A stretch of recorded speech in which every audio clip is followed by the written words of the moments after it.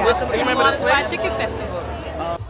Thousands of chicken lovers poured into Lafayette Square in New Orleans for the first annual Fried Chicken Festival.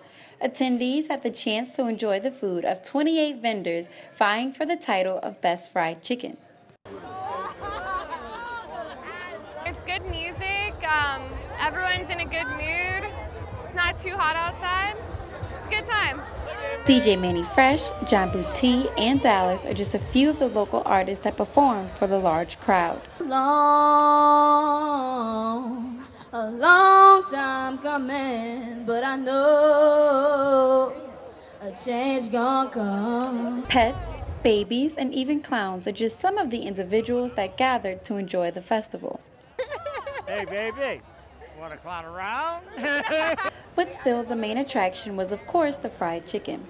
The Kane-sponsored free event included vendors from local restaurants like A Taste of Homa, Sweet Legacy, and Lil Dizzy's Cafe. I love it, I think it's great.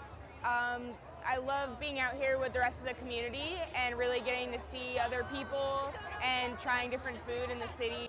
Gotta love our city, only in New Orleans.